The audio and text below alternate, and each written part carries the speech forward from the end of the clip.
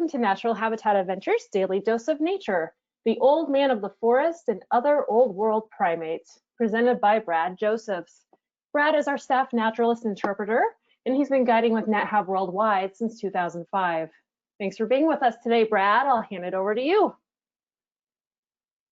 Okay, hey, thanks guys. Hello again. Looks like we got a nice group of listeners out there. So this is another really big topic. It's not really specific like ravens or wolverines, so I'm gonna have to kind of talk pretty fast and get through it. So we'll just get started. But just so you know my background of primates, because most people think of me as a bear person. When I started guiding in Asia, I started guiding in China to do the pandas, but there are primates there that I'll talk about. And then when I started guiding over in Borneo, that's where most of my experience is. So yeah, so I've got a lot of stuff to talk about. So you'll notice when I kind of mentioned that and Kendall mentioned this is the old world primates. The old world is Africa, Europe, and Asia. The new world are the Americas. So a lot of times people call the old world primates and the new world primates. And so one of the main differences in the new world primates are they have a prehensile tail. It's a tail that can grip branches when they're feeding, and they can curl around and use it almost like another appendage. Now, the old world primates of Asia and Africa do not have that. But the old world primates include the apes. And a lot of people ask, what's the difference? Like, what's the definition of an ape? And it's basically, one of the primates that doesn't have a tail. And then they also really kind of include, the chimpanzee, gorilla, orangutan, also the gibbon, but they have a broad chest and no tail, and they tend to be the most well-developed. And of course, we're apes, so we're very closely related to them. So they have large brains, and then 97 to 98% of our genetic information is similar. So, but what I'm going to do is quickly go through some of the other primates that are really fascinating in Asia that I have experience with. And I'm going to start out with the primitive ones, go up through kind of the monkeys, and then I'll hit orangutan at the end. So the most primitive of the primates is the loris, and this is the one that I have most experience with. Is a Borneon slow loris. It's a really fascinating creature that looks more like a possum than it does a primate, but genetically it actually is a primate. There's several different kinds of loris. One of them is a slender loris, which I didn't get any good pictures of, but when I was guiding or scouting out the NatHab trip in Sri Lanka years ago, we went to a place and went out at night and found the slender loris. But slender loris live kind of throughout the tropical and parts of India, and then also Sri Lanka, which is the little island to the southeast of India. So there's the slender loris, and then the slow loris has several different species. This is a little bit of an outdated map, but you'll see the one that I'm most interested in is the Borneon slow loris, but that's actually kind of been split up into several different species. Anyway, sorry. So one of the cool things there's a lot of interesting things about the slow loris, and they eat mostly, they eat some insects, but it's mostly an herbivorous animal and very nocturnal. And one of the crazy things about these guys is it's the only primate in the world that if you shine a light at them at night, it will light up. And that's because they have what's called a tapetum lucidum. When you shine your light and you see a raccoon's eyes light up, a cat, dogs, they all can see in the dark much, much better than we can. And some of them can see better in the dark than in the daytime. That's because of this tapetum lucidum, which is a reflective layer in the back of the eye, which amplifies light. And all the primates do not have that anymore, because most of the primates kind of evolved to be diurnal or active in the daytime, but loris is. So it makes a loris actually fairly easy to find because all you do is, shine your lights around and you can see these, kind of deep red eye shine. And then there's something that all the primates have that we're going to be talking about is this kind of opposable back foot. And opposable thumb on the back foot that allows them to grip, and that's what makes all these primates so incredibly arboreal, be able to climb much better than we can. And so you'll see that's the back foot there. There's an opposable big toe on the back leg there. Yeah, and okay, yeah. So a couple interesting things about loris. The most interesting thing, the most unique thing, other than having a tapetum lucidum being a primate, is that they're also the only venomous primate. There's only two species of mammals, the platypus and then also this loris, that are venomous. And the loris is the only primate that's venomous. And they don't really know how that venom works. Is there's a gland basically like in their elbow, like in the crook of their elbow, and they will lick that, mix it with saliva, and then it will become this very potent toxin. In fact, it can actually cause anaphylactic shock and kill a person. And when the loris has young, what it will do is it can actually leave the young on a branch, and you've got all these different predators. Well, what it does first is it gives it a bath in the poison from its own saliva glands. So no animal can really bother this baby loris. So that's a really fascinating aspect of them. And they don't really know how this, where this poison comes from, but one of the theories is that it might sequester or gather this poison from eating toxic beetles. So that's just a theory. But then there's another kind of theory. When you look at the loris, and they actually kind of might look a bit like a cobra. And so it's kind of the chicken or the egg, but I mean, I think maybe it's the loris having these big eyes and that black stripe. And they actually, when they get upset, they hiss like a cobra, and they have this undulating motion that's a bit snake-like. That if you surprise one in the canopy, and you're hip to cobras and so scared of cobras, which is one of the most dangerous snakes on earth. Yeah, so it could have something to do with that. I just always find that fascinating. So if you just kind of look at those pictures, you can kind of see a little bit of resemblance. This is called mimicry. I doubt the cobras mimic the loris, but it's more likely that the loris tries to mimic the cobra. But one thing that I wanted to talk about, this is not going to be too much of a conservation focused talk because I've already done one on Borneo. But when it comes to the loris, one of the biggest threats that they have is social media. And if you go to Instagram and you hashtag slow loris, you'll find there's some viral pictures and YouTube viral videos of people, because loris are so cute in their captivity, and they climb around, and they're just the cutest thing in the world, and everybody wants to get a selfie. Show, look, I'm in Thailand and I've got a loris. This guy gave me a loris on the beach. I gave him some money and I can snuggle this loris and get this cool picture. And what that has done is it's just become this like pet loris fever, which is horrible. Lorises are very, very difficult to breed in captivity. So this demand goes up, then people go out and they catch lorises in the wild. It's not a good idea because lorises are poisonous. But what the catchers do immediately is they cut the teeth off.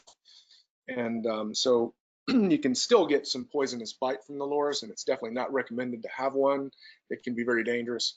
But this is actually causing the social media, and this viral pictures like this are actually causing what could be an extinction of all those lorises that I showed you on the range map. Yeah, she thinks it's so cute, but she doesn't understand. But now, if you go, so what I would do sometimes if I was bored in the airport flying over to Asia or something, I would just go on to Instagram and click slow loris, and then every time I saw a picture like this, I would just do a comment like, this is bad. It's causing the extinction of these species. And oh, let me go back here. You see how this guy is scrubbing? If you rub their armpits, it kind of tickles them, and they put their arms up, and it looks so cute, like they're enjoying it. But what loris experts have said is that actually this is torture for the loris. It's torture. Anyway, it's just another sad story. But Instagram, now if you click hashtag slow loris, you get this little message. They're hip to the fact that their posts, people's posts, are causing this spike in the demand. So they will actually give you a warning. Like, we actually end up blocking a lot of the posts. So that's really good. You know, social media can be the greatest thing for conservation. It can also be horrible enemy. And in the slow loris case, it's a horrible enemy. So if you go up a little bit, the next primate that I'll talk about is the tarsier. And there's several different species of tarsiers that you'll see on the map there in the Philippine, Eastern, and the Western tarsier. And just so you guys know, I've done a couple specific webinars on Borneo, but here's Borneo here. Here's Indonesia. all the way up into here. This whole thing is Indonesia, and then you got Philippines. So there's different species of tarsier. Tarsier is a nocturnal, but they are very difficult to find because they don't have a tapetum lucidum. And how can they see in the dark without that, even though they're strictly nocturnal, is their eyes are just so gigantic that they can open up enough, just like an aperture of a camera opens enough, you can gather more light, they can do that. But very notoriously difficult to find in the wild. And the really experienced jungle trackers, wildlife guides that we work with, who grew up in the jungle, and they know that there's a specific smell that the loris has. I'm sorry, the tarsier has. So they can smell it, and then they begin looking. And luckily for people that want to see these amazing primates, they only hang out maybe 6 to 12 feet up in the canopy. And what they do is they jump around, and they're voracious predators. So they actually can jump out into the sky and get bats. They can get lizards, insects, things like that, and they can jump. Look how big the eyes are, first of all. Look how giant those legs are in proportion to the body. So these guys can launch 30 feet and go out and catch all kinds of different creatures in the nighttime. And they can stick to branches using they have suction cups on their toes. So really, truly incredible primates. Doesn't look like much like a primate. Looks more like some character in a Star Wars movie, creature in a science fiction, but it's a real animal. They're fantastic and one of the coolest things we see in Borneo. And you really see those suction cups on their feet. And we're going to move up the line here. We're going to skip over the New World monkeys, and we're going to go over into the Old World monkeys, so the monkeys of Asia, which also includes the monkeys of Africa and the primates of Africa. I'm not going to talk about those because I've actually never gone into areas to see gorillas and chimpanzees as much as I want to, but I've spent a lot of time in Southern Africa, so I'm not going to talk about the African apes. That would be a totally different, separate webinar. So I'm going to begin talking about the Old World monkeys, but skipping over Africa. So the first family or subfamily that I'm going to talk about includes the baboons, macaques, and the vervet monkeys. Baboons and vervets are in Africa.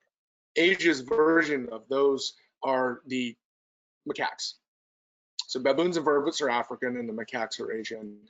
So different areas of Asia have different kinds of macaques, like these guys that we see a lot in Borneo. You can see them in Thailand, all through Indonesia and the Philippines. It's very well known in that region.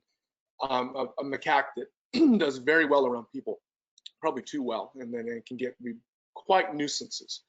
But it's the only macaque that actually has a long tail. And we'll talk more about the long tail aids animals in the counterbalance for jumping. So these macaques would be more arboreal than the other ones that I'll talk about, and they do a lot more jumping. It's also called the crab-eating macaque because in a lot of coastal areas, they will go down and feed on crustaceans, crabs, things like that in the intertidal zone. So this is the crab-eating macaque. One of the things they're very known for and very fun to watch when we find them, and we definitely find them in Borneo. They're easy, the easiest animal to find, is you just watch their social behaviors. They operate in a big troop that's got kind of different dominance levels, and it's very complicated. But one of the neat things about them is watching them groom. So that's you're helping your other family member out. Like that's something that bears generally don't do. Other animals don't really do it.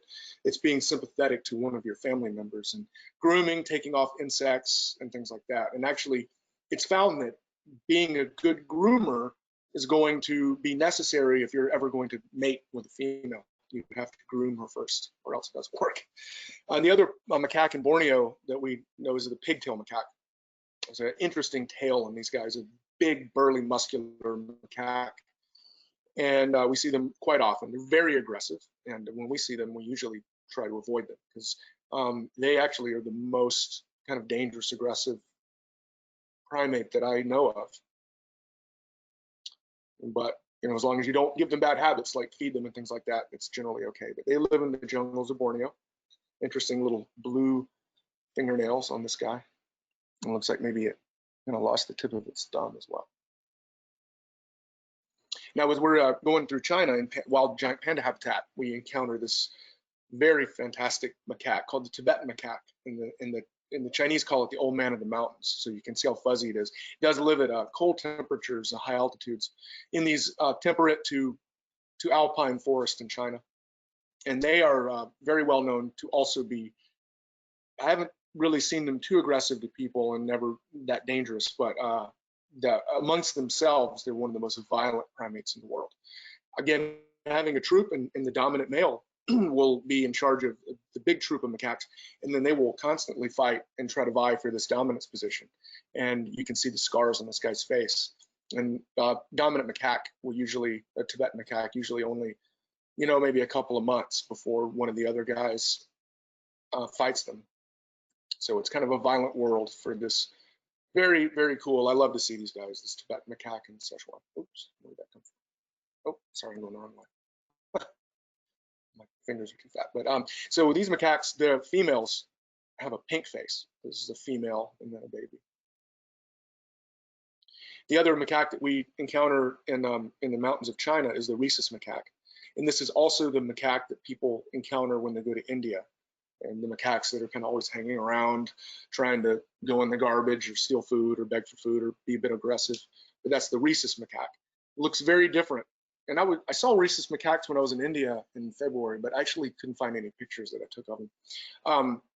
But these are like Rhesus macaques, but you can see their fur is very thick because they live in these high mountains where it's very cold. And then I've never seen these guys, but a lot of people ask, you know, the snow monkeys of Japan, it's actually a macaque. It's the Japanese macaque, very similar to the Tibetan macaque. And, you know, big fuzzy coat to keep them warm at temperatures that can drop below 0 in the mountains of Japan. And then there's a one hot springs where, you know, people want to get images like this. And I'll just be totally honest, a lot of people ask me about it. And I think Japan is a fantastic place to go in the wintertime, but people that only want to go here, unless they just want a picture like this, usually disappointed because it's a pretty developed area, hot springs. And so I've heard some stories of like, it's not quite this idyllic, remote, natural hot springs where you hike up into to find them. I mean, it's kind of like there's a hotel there. But anyway, it's a cool behavior that these guys do is they'll soak in these hot springs. Now down in Sri Lanka, you have another kind of macaque that's totally same kind of behaviors, but totally different look. And I just find them really, really photogenic with their little haircut and their hairdo and their crazy ears. Yeah, very bizarre, almost an alien looking type creature. This is a female. Again, macaques do lots of grooming. So those are the macaques, and they definitely are known to be pretty like baboons. I mean, they definitely can be nuisances, but every spot in Asia has got several different kinds of macaques, and I think they're really neat. Now we're going to go to the subfamily Calabinae. We're going to skip over the African ones. Maybe one of our Africa guides can talk about African primates on a webinar. But I'm going to go down to the Langurs of the leaf monkey group. And they're pretty cool because some macaques, orangutans, they have a very similar stomach than we do, very simple. And so what they do is they eat high quality food. So like when we go after flowers or really good leaves, like for humans, it would be spinach. We can only eat certain kinds of plants that we can digest, but most plants are not digestible. Like fruits, nuts, things like that, or what we eat, that's what macaques eat. But the leaf monkeys and the langurs have a multi-chambered stomach, very similar to like a cow or a moose, where they can eat all different kinds of leaves and plant material. And these multi-chambers, one of them has the rumen, which includes these microbes, which can break down the cellulose, which is the structural sugar in plants. Well, we can't break it down and get calories out of it, but a cow can. Well, so can the leaf monkey. So they don't actually have to compete with the macaques and orangutans. They eat totally different stuff. In fact, if you gave a langur, say a ripe mango, they wouldn't eat it. But if they did, they would likely, because of the microbes in their stomach, they might die of bloat. So in Borneo, we have several different kinds of langurs, such as the silver leaf monkey. And leaf monkey and langur and lutung are all synonymous. It's the same thing. So this is the silvered leaf monkey. Again, eating leaves. So if an orangutan or a macaque wanted to eat these kind of leaves, it would starve to death. It wouldn't get enough digestion out of it. So they can eat stuff other primates can't do. One of the favorite aspects about these guys is their babies are bright orange. And you might wonder, wow, they really stick out. Not very good camouflage. But what it's thought is that if a predator comes up, and then for primates in Asia, the clouded leopard is really kind of the small primate predator of Asia. They can easily see their young, which is the most vulnerable, and grab them and then take the most care of them, rather than like leave them on a branch because they couldn't find them because they were camouflaged. So these are the silverleaf monkeys. Super cool. These are all from trips that I guided in Borneo. And this is the same monkey, but in a pale form. So it's a pale form silverleaf monkey. And there's another one that I haven't seen yet, but they're making a bit of a comeback. But they basically weren't even described as science until 1985, which is amazing. You think about that. Nobody even knew they ever existed, except for, of course, the indigenous people of Borneo. But because they were hunted so heavily for so many thousands of years, because they get this thing called a bezoar stone, which is like undigestible material, kind of collects in your stomach. And Asian traditional medicine would look at bezoar stones, which is like a rock in your stomach, as the cure-all for all poisons. And I don't think it really has any medicinal effect, but it's just kind of a myth. But the price of a Rhesus Langur bezoar stone is enough to make them almost extinct. They're making a bit of a comeback in some areas of Borneo. And then there's my favorite of the leaf monkeys that we often see is the maroon langur or red leaf monkey. Usually call them red leaf monkey. And it's a leaf monkey, eats lots of flowers, leaves, just a really cool face. I'm just gonna kind of go through here pretty quickly because I still got orangutans to talk about. This is these pictures are all from the Danum Valley, which is one place where on our trips we spend 3 days. And the maroon langurs are probably, they love to hang right around the lodge, and it's thought because the clouded leopard, which is this is probably the clouded leopard's favorite food. They tend to stay away, just give a little bit of space away from people. And so the maroon langurs, the red leaf monkeys, they found that out. So. And strangely enough, their baby is pure white. So, if you go on, this is from Ranthambore when I was there in February looking for tigers, and you see these guys, which is the gray langur. It's also a leaf monkey, but very well known, very sort of iconic mammal of the sort of dry forests where tigers are found. So if you've seen those guys are also leaf monkey. And like I said, there's also Rhesus macaques in that area, but they don't compete with each other because the langurs eat leaves, and then the macaques will eat more fruit, higher quality, higher sugar fruits. Okay, so we're running on down the line. Now we're going to go over to the odd-nosed group. So the odd-nosed monkeys, and I'm just going to talk about two that I am very familiar with from the Borneo trips: the proboscis monkey, Monyet belanda. Which means in Malay, Dutch monkey, because I guess the Malays, when the Dutch colonists came, hundreds of years ago, they thought, oh, this just kind of reminds me of a Dutch person because they've got big nose, a pot belly, and they've got this kind of red, long fur on their back. It looks like they're kind of wearing like a red vest. So it's the Dutch monkey. They're fantastic. The most interesting aspect is this giant nose that the males have the biggest, and it's just crazy big. And the reason is thought that just somehow through evolution of the species, the females began to think that the big nose meant a sexier male. So if you have a small nose and you're a male, you're not going to be very attractive to the females. So they've got some pretty big teeth. This would be a young male that hasn't developed its full nose yet. And then you'll notice that aspect of those guys, and I just have to say that it's always like that. You know what I'm talking about. It's bright red and it's always erect, and some theory is that it's maybe to show off for females, but also they sweat trying to lose salt out of their diet because these guys live only on the mangrove, like the rivers in mangrove forests along the coast. And that's conservation wise, that's why they have suffered a lot, because that's the first place that humans colonize. But you'll also notice this huge pot belly because they, like the leaf monkeys, have the same sort of stomach. So they do not eat what macaques and orangutans eat. They just can eat these really difficult to digest mangrove forest leaves of different species of trees. So they don't really compete. So they've got this chamber that basically ferments these leaves and breaks down the structural sugars of the leaves in order for them to get usable sugars that they can survive on.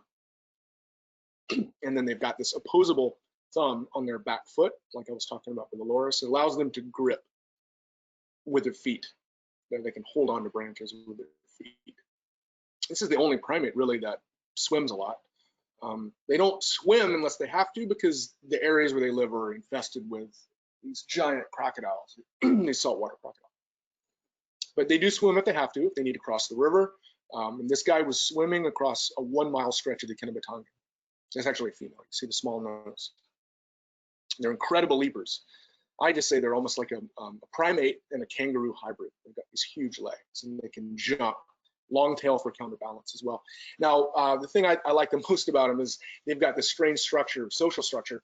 There's two kinds of troops in of these proboscis monkeys. One is called a harem group, and it's one dominant male and maybe up to 15 females and then the young. And then the other one, the other kind of group, are called bachelor groups, which is all the males in the population that get together in a group of maybe 25, 30, and there'll be different groups of these bachelor males, but none of them which has become a dominant male.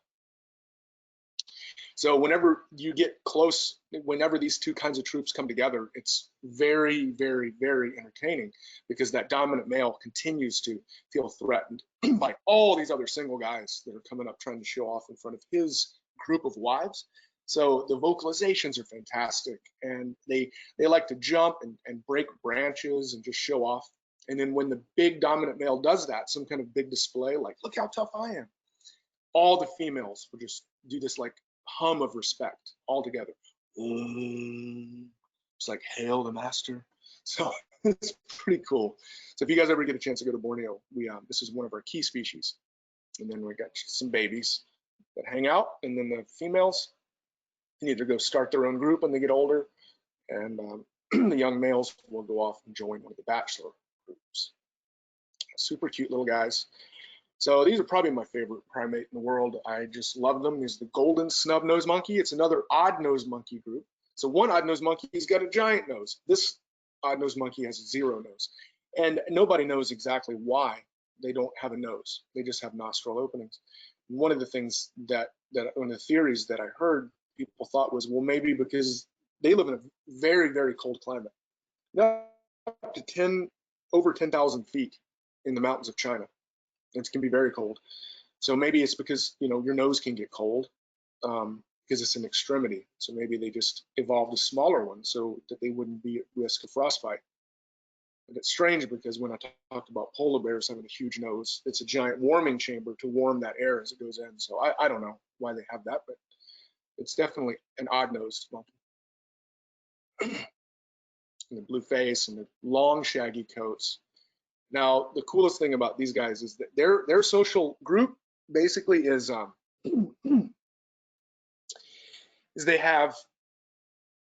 they will operate in a series, like groups of one male will have maybe 2 or 3 wives, and then the offspring, and that will be a family. So like one male, 3 females, and then each female can have 1 offspring.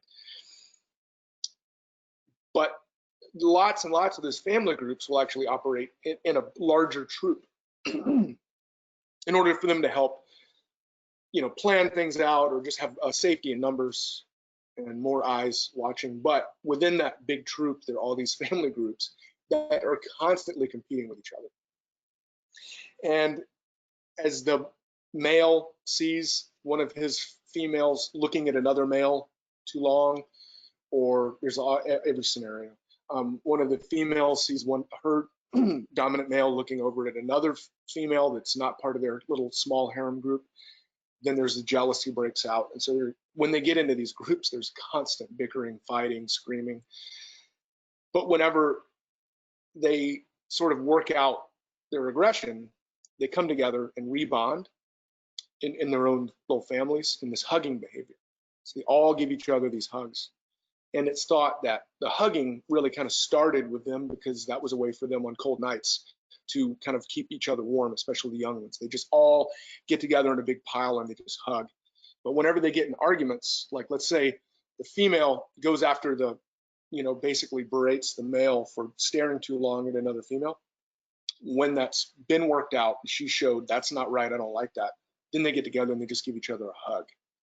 So it's pretty fantastic. So if you really like these guys, the movie Born in China really goes, it's a Disney movie, Born in China, that goes into kind of the lives of these incredible little monkeys. And extremely, there's about 15,000 left in the wild. And if it weren't for the umbrella of giant panda conservation, they would be extinct. But just like the proboscis monkey, they have big, strong legs, and they can do incredible leaps across trees. These are all images that we got in China on our trips. It's not an easy one to find, but it's one of the most amazing primates. It's my favorite, like I said, to see. Because you're up in this mountain environment, you don't expect to see primates. It's just, in North America, we don't really think about primates being up in the forest or the high mountains, but when you see these guys and they're living up in the mountains and the incredible blue faces and long coats and incredibly unique social behaviors, it's definitely something that people fall in love with. In fact, many of our sightings of these golden snub-nosed monkeys in Sichuan in Shanxi province that we've had over the last several years, very often, I'd say maybe 70%, honestly, of the people on our trip say that that's one of their top wildlife experiences, sightings, is to see these guys. And almost nobody's ever heard of them until they come on the trip and I explain about it. So they, one of their interesting things is they feed on, in the wintertime, in the spring, in the summer, they feed on young leaf buds and flowers and the inner tree bark of trees. And in the winter, they can go up and basically eat the lichen, which looks kind of like Spanish moss, but it's a lichen. They can survive all winter on that. Okay, so now we are getting up into the apes. Again, it's a broad-chested old world monkey that has no tail. So the first one are the gibbons. So you'll see the different gibbons that live throughout Asia. India also has its own kinds of gibbons. In Borneo, we see the gray gibbon. And fantastic thing about these guys is, they have no tail. Well, most of the other primates that have no tail means that they are spending a lot of time on the ground, because a long tail, if you're on the ground a lot, actually can get in your way. So, but the gibbon has no tail, but it never goes to the ground, and it stays up in the trees because it doesn't jump. What it does is it brachiates, which is swing from branch to branch, with these tremendous swings that can cover actually the fastest distance of any primate is the gibbon as they brachiate, faster than the primates that jump. And they have special shoulder muscles that allow them, very, very flexible, for them to just get swinging, and then they can be gone. And it's incredible how fast they are. This is the call of the gibbon. That's how you can find them and track them down in Borneo. Like, very difficult.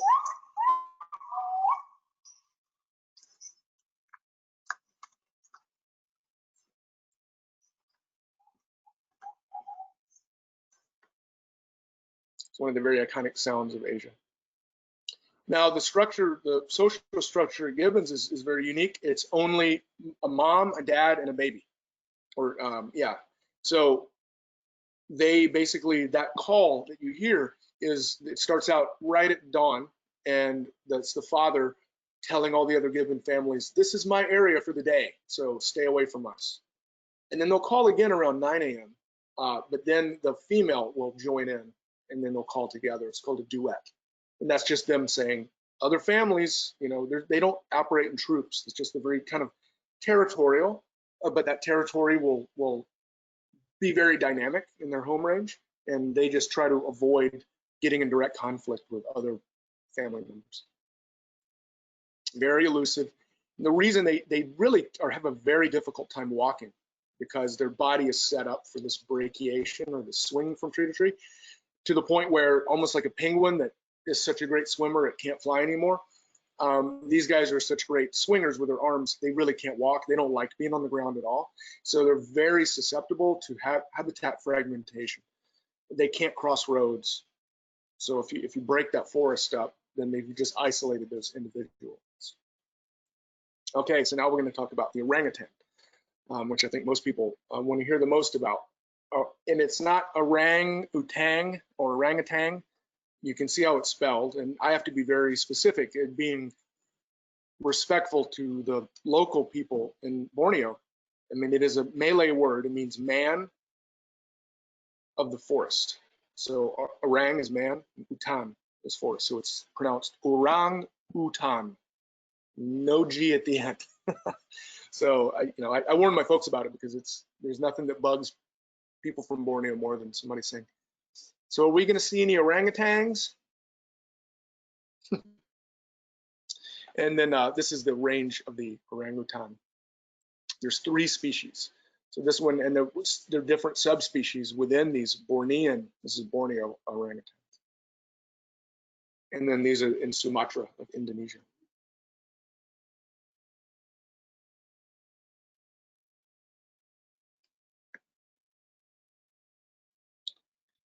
These are the different subspecies of orangutan in Borneo. But like I said, there's 3 subspecies. There is the Bornean orangutan. There's that species that's made up of these different subspecies in Borneo. And then Sumatra has 2 different subspecies. And it was only in November of 2017 that they realized that these 2 populations of orangutan were actually different species. This is the Tapanuli orangutan, which is a new species. And this is the Sumatran orangutan. And there's definitely a bit differences. The orangutans in Sumatra, both the Tapanuli and the Sumatran, are smaller. They can only get up to about 100 pounds, the big male, and the female is about maybe like 60, about half that. And they have a more reddish coat than the Bornean orangutan. The Bornean orangutan can get much larger, can up to over 200 pounds. But it's interesting is the Tapanuli and the Sumatran look similar, but genetically, Tapanuli is actually closer relative of the Bornean orangutan. There in Borneo, according to the World Wildlife Fund, there's 104,700 Bornean orangutans. And they've lost about 50% of their numbers since, I guess, since maybe the 70s, when the Borneo began to lose most of its habitat. There's there's almost 14,000 Sumatran orangutans. But here's the interesting thing: is the Tapanuli, which is separated from the rest of the Sumatrans, and they're definitely different species. There's only 800, which makes them the most endangered primate on Earth, because it's a different species. If you want to hear more about, so this, I'm just going to have time to just go through orangutans and then I'm done. If you want, if you're going to talk about conservation of Borneo and what the problems are, the same thing goes through peninsular Malaysia and Indonesia. It definitely takes up too much time. So if you want to know more about that, you can go to one of the first Daily Dose webinars that we did, which was 2 months ago, and it's called The Borneo's Magical Menagerie. And I talked about palm oil and habitat loss and all that kind of stuff in pretty good depth. So, but I don't have time to do that now, and I don't want to repeat myself. So I just wanted to go a little deeper. So how you find these is you can go to the NatHab website, but also you can go to YouTube and Natural Habitat Adventures on YouTube and click videos. And then you can go over to the list of the Daily Dose, and you can go through all the past ones, like the one I did on wolverines last week. And you can keep going back, and then you'll see Borneo's Magical Menagerie, And you can listen to that, and I talk about the conservation problems in Borneo, and then all those kind of things. And also for more information, you can definitely go to www.panda.org. World Wildlife Fund is huge in and it has been since the 60s, conservation in Borneo. So it's a big topic. Okay, so this is a male versus a female orangutan. And you'll see the male, I love the males. I mean, they're just monstrous. They can be 220. The record is 300 pounds. But in the wild, they can, usually around 200 pounds. They're just all arms and shoulders. And you can't even tell how much stronger they are than humans. I mean, I've tried to research it if somebody figured it out, but it's truly incredible how strong they are. So the male, the characteristics of the male, the biggest one that you're going to see right away are these phalanges or cheek pads. Now, this is really interesting. It shows the dominance of the orangutan. Orangutan area will have lots of orangutans living in a certain area, and everybody can coexist. However, there's only one dominant male, kind of within calling distance. And that dominant male basically is when he becomes dominant, because he or has a chance to become dominant, will grow these phalanges or cheek pads.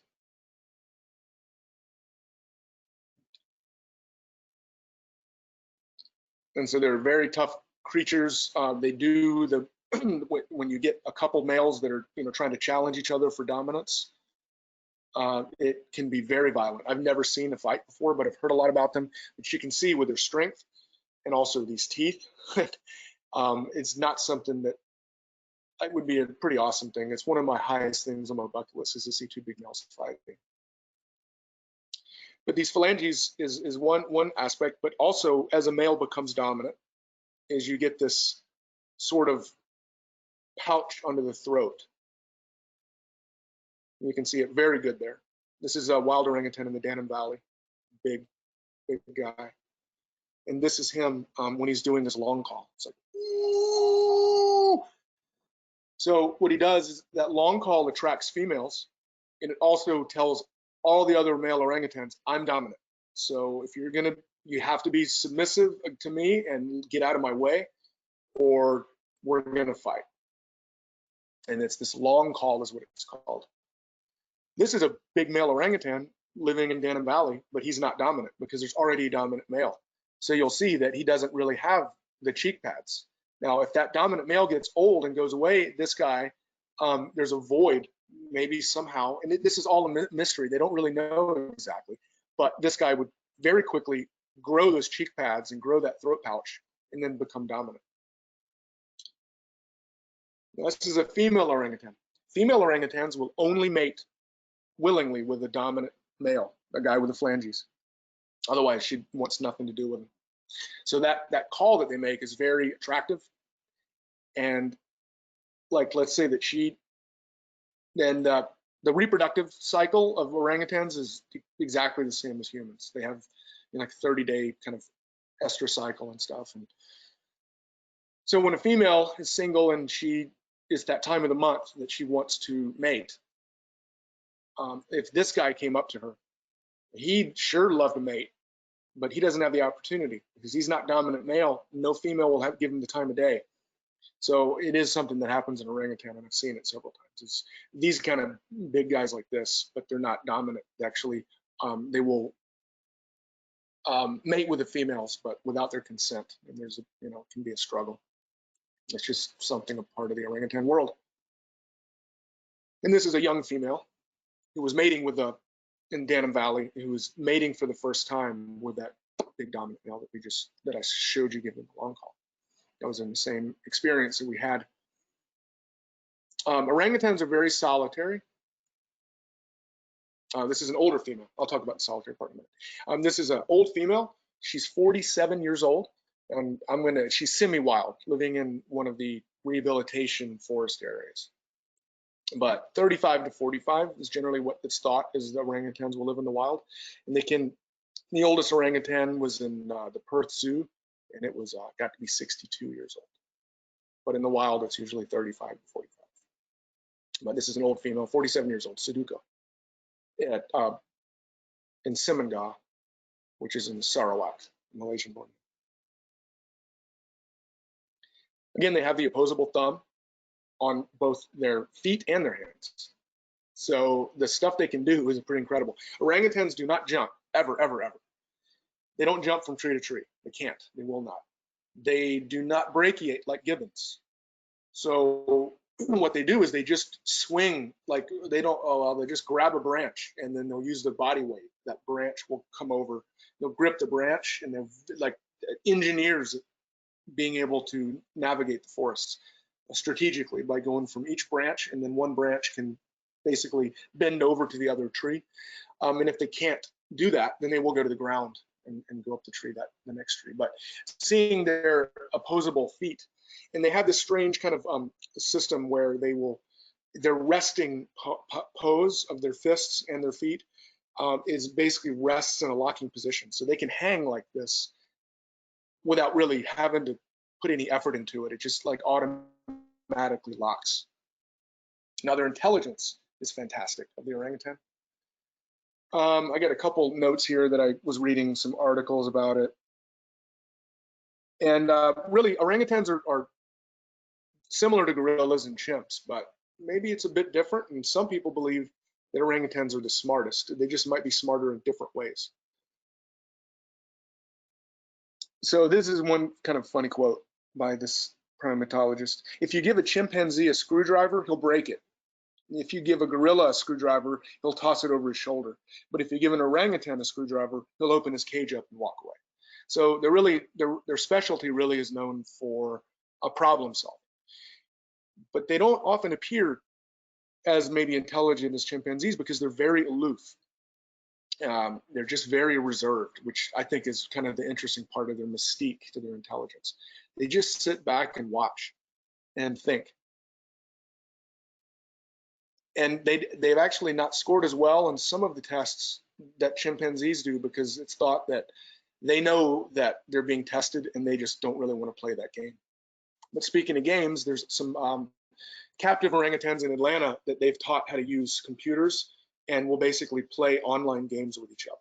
So we're talking about a super, super intelligent animal, but their intelligence, they don't show it off as much.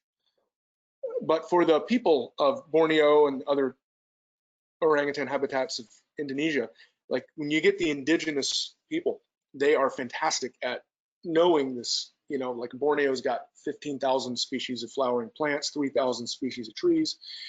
There's so many different medicines that we as the outside world don't even know about because they keep it a secret. But how otherwise? I mean, there's so many poisonous things, and how do you figure that out? Is it just by thousands of years of trial and error? Well, if you talk to those guys down there, like the guys we work with when we're in the jungle, they say that they really originated, a lot of them were actually by observing orangutans. They have different medicines that they use, like antibiotics, certain things. And so they'll use tools like that. And by observing what orangutans do over these many, many years, the humans that live in those areas have learned a lot from what they call these forest doctors. Okay, so yeah, their intelligence is pretty incredible. I got to get going here. So the way orangutans are not very social, they don't hang out in big groups. It's just it's not even social like a gibbon. Once the male mates with the female, he's gone. But there's so many different, yeah, you can see different things that are kind of like exceptions. Like once I did see a big male kind of accompany this mom and baby, but in theory, they don't really help the mother. So they're just very aloof, solitary primate. They don't really work together so much. But the babies, basically the one thing that's difficult with orangutan conservation is that they've got such a slow reproductive rate because they keep their baby, they only have one baby at a time.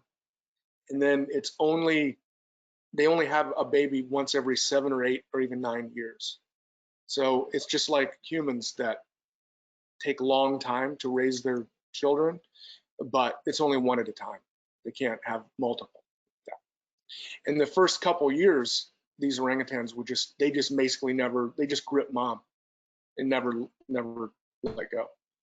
And they just ride around with her as she's navigating in the treetops, just hanging on for dear life when it can be a couple of 100-foot fall sometimes. And it's hard to watch, but these orangutans know what they're doing. They're just hanging free falling in the air. It's just, and super, super cute, very curious. And some of these pictures are from the Kinabatangan in the wild, and some are from rehabilitation centers.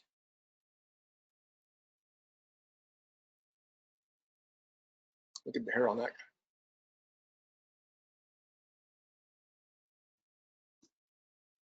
So, and as the baby gets older, she will still follow mom for the remainder of years. And the older she gets, the older the baby gets, the more separated they'll be. The baby will go off and kind of do its own thing, but will always be near mom, and still nursing for most of that time, and then the mother will help them get food.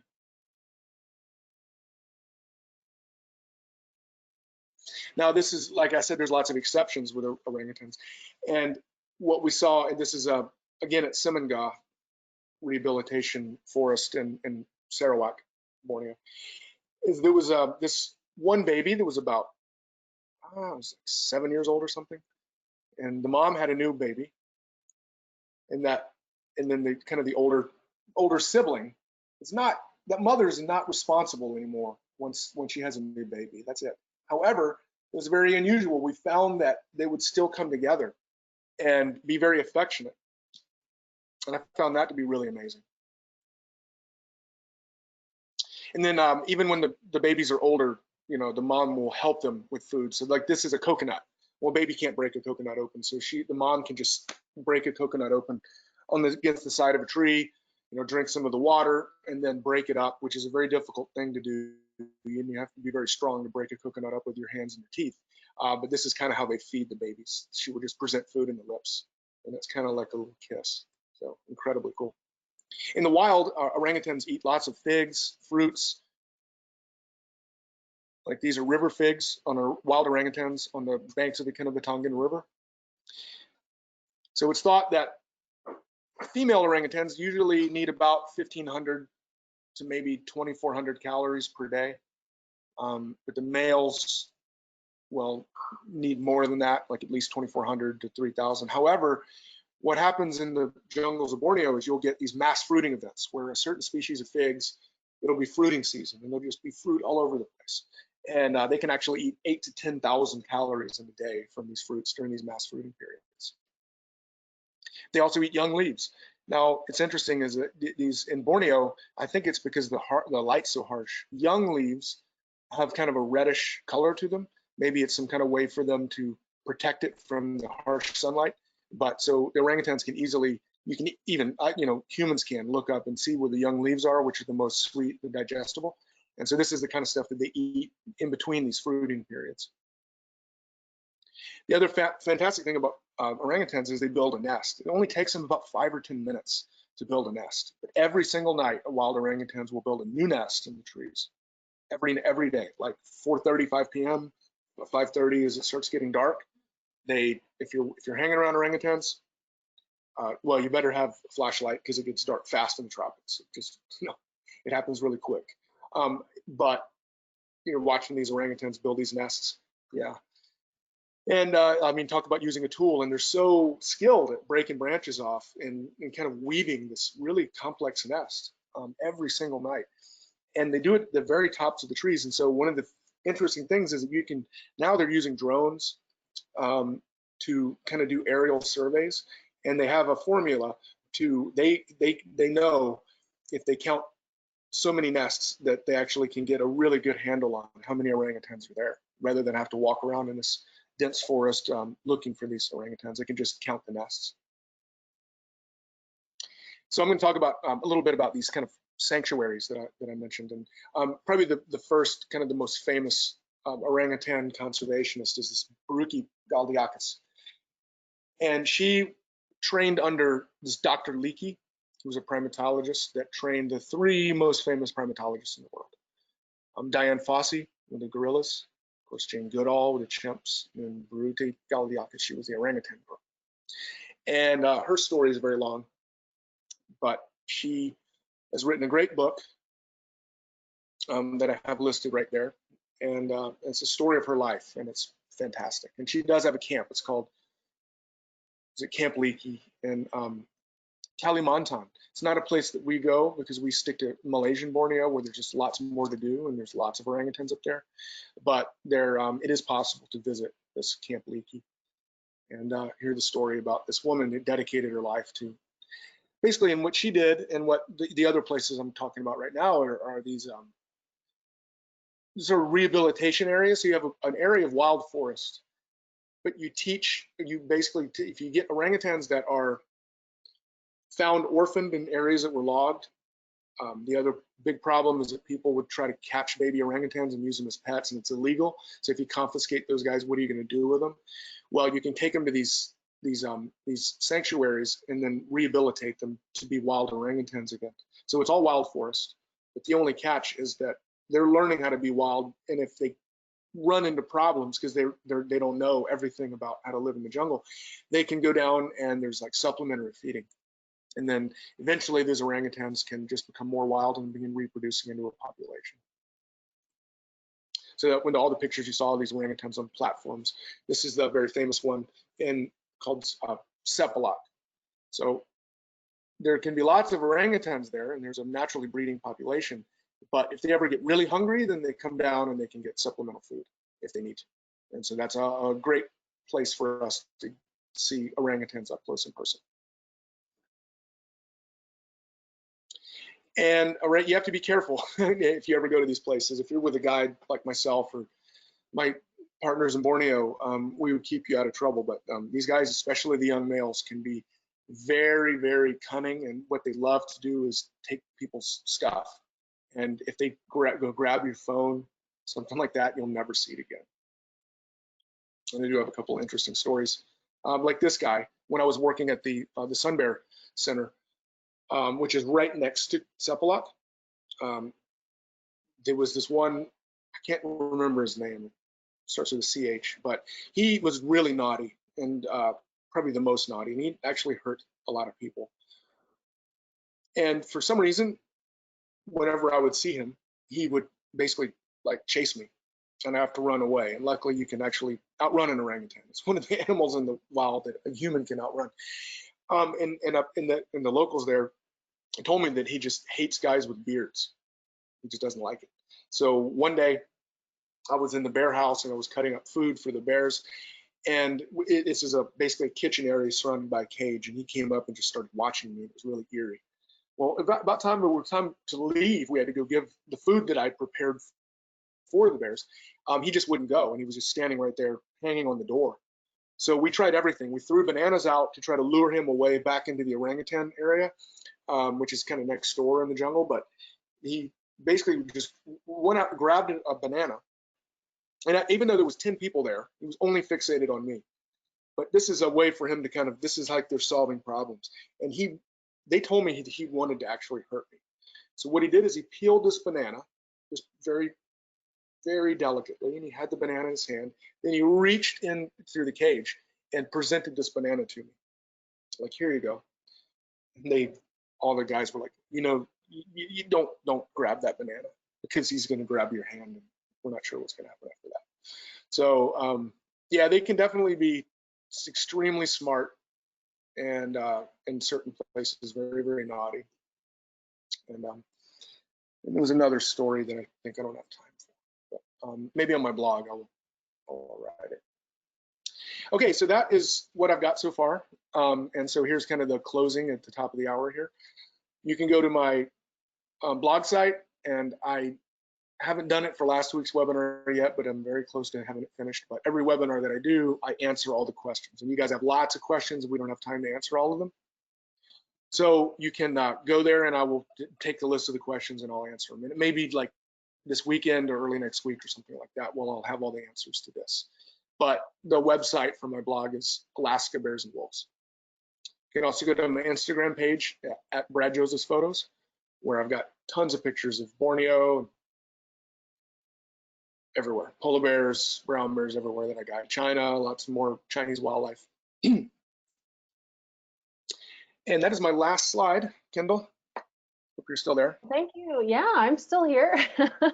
Before we start the Q&A, I'd just like to remind everyone that if you have questions for Brad, you can submit them via the questions field in your control panel.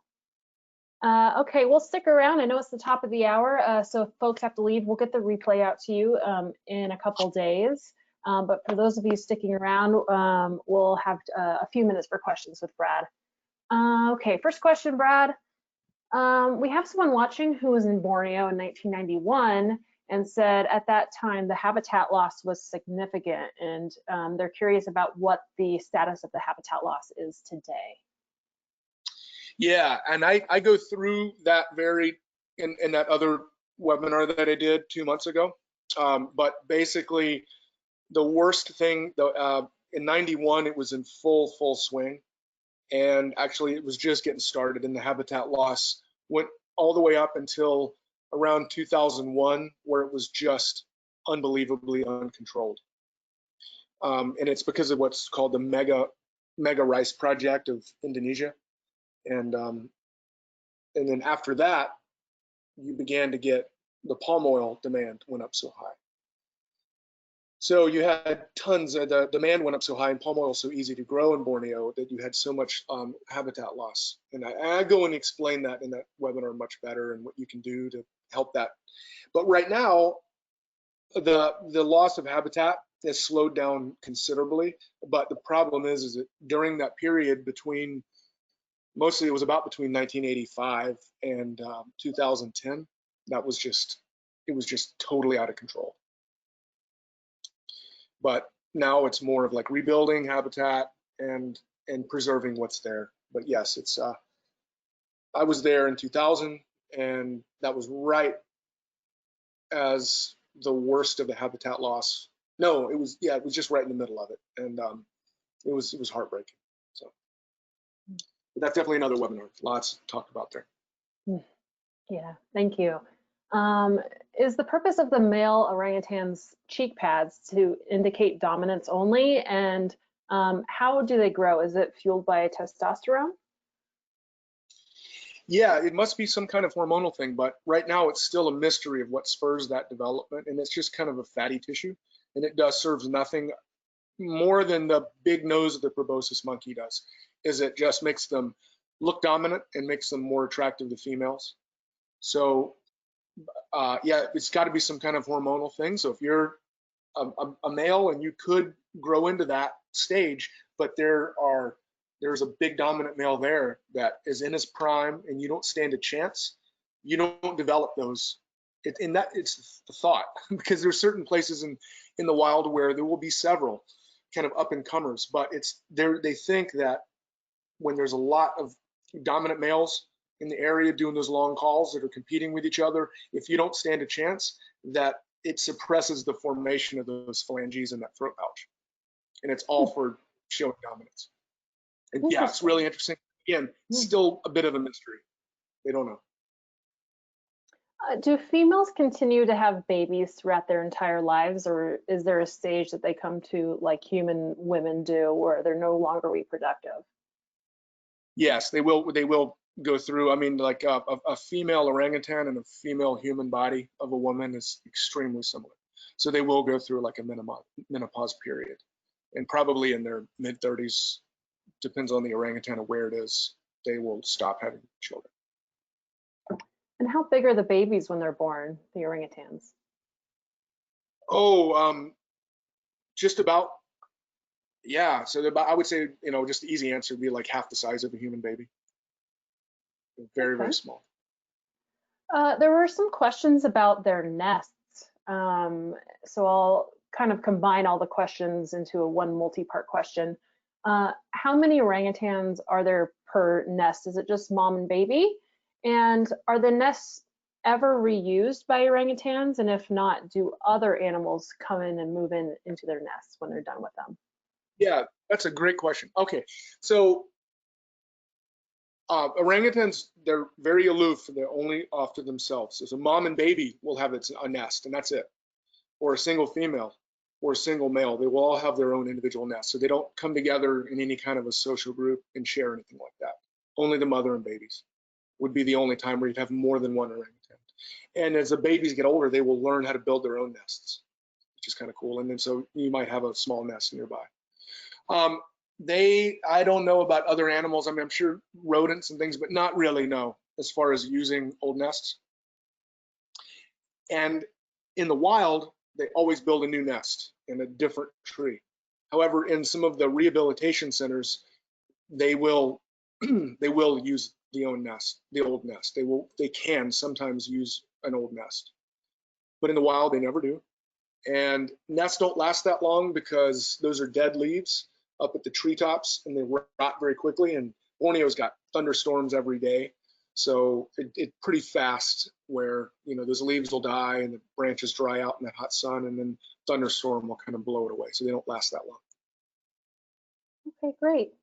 Well, I think we'll call it there. So I'll hand it back over to you, Brad, for some closing comments. Okay, thanks everybody. Hopefully you guys learned some stuff. And yeah, the primates of Asia are something that I've just really, as a bear guide and a bear person, it's been a wonderful thing to kind of delve into that and teach people about and experience on my own. So yeah, it's a huge topic. I mean, I could have gone into much more detail, or I've skipped out on lots and lots of different species. I think there's 250 species of primates in the world. So,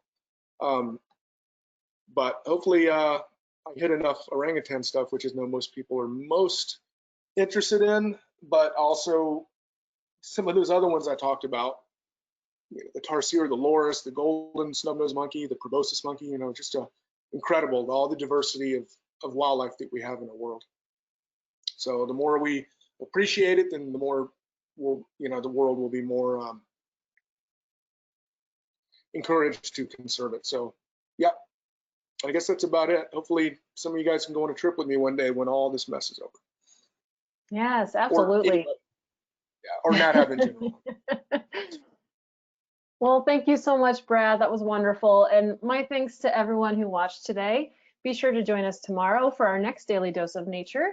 And we did record today's presentation, so we'll get that replay out to you soon. And with that, I'll conclude the webinar. Goodbye, everybody.